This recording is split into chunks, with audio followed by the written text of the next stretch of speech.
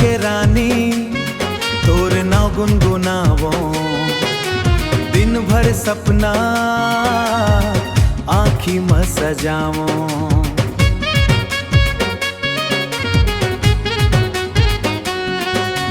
तोर हासी के चमकले अंजोर हो गे गाँव, तोर बिना ये जिंदगी मन नहीं लागे कौनो ठाम। चांदनी रात में तोर सुरता धीरे धीरे आवे, महुआ डार में बैठे कोयल तोर गाना गवावे।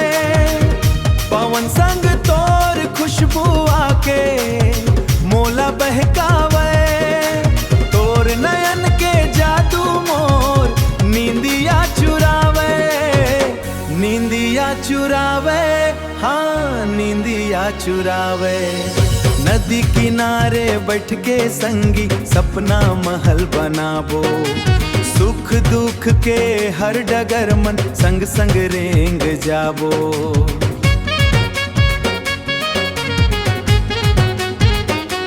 हो तोर संग बीते हर पल मोला सुनहा लगते जान, तोर माया के रंग मन रंग गे मोर दिल ओ परान। गोरी तोर चुनरी लहराए जैसे सावन धार, तोर रूप के आगे फिक्का लागे चंदा तिहार।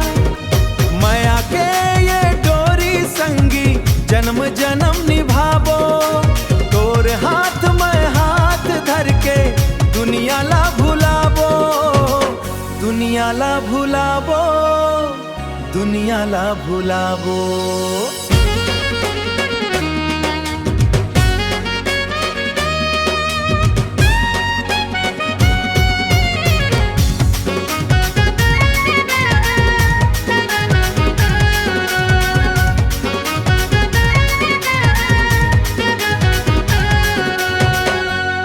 मोर जरा के रानी